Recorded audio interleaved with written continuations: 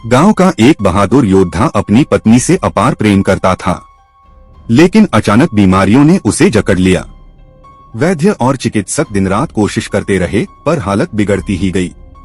आखिरकार योद्धा ने अपनी पत्नी का हाथ पकड़कर धीमे स्वर में कहा, अगर मैं चला गया तो तुम कितने दिन बाद दूसरी शादी करोगी?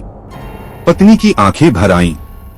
उसने कांपती आवाज में कहा, जब तक तुम्हारी कब्र की मिट्टी सूख नहीं जाएगी, तब तक मैं किसी और की नहीं बनूंगी।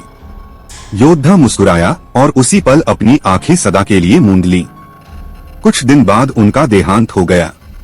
पत्नी रोज कब्र पर जाती, वहां बैठती, मिट्टी को हाथ से छूकर देखती, लेकिन हर रोज मिट्टी गीली मिलती।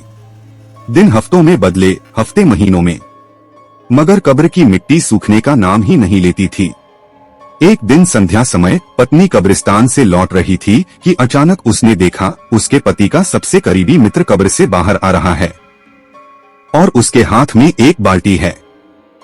चौंककर पत्नी ने पूछा, ये आप यहाँ क्या कर रहे हैं? और ये बाल्टी क्यों? मित्र ने गंभीर स्वर में कहा, मरने से पहले उसने मुझसे एक वचन लिया था।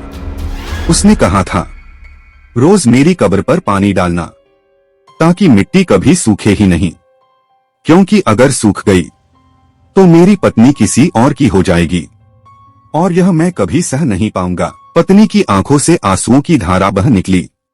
वह कांपती आवाज में बोली, मरने के बाद भी वह मेरा होना छोड़ न सके, तो अब मैं भी किसी और की नहीं बनूंगी। ऐसी ही रोचक और रहस्यमयी कथाओं के लिए हमारे चैनल को सब्सक्राइब करें और बेल आइकन दबाएं ताकि आप कोई भी अपडेट मिस न करें।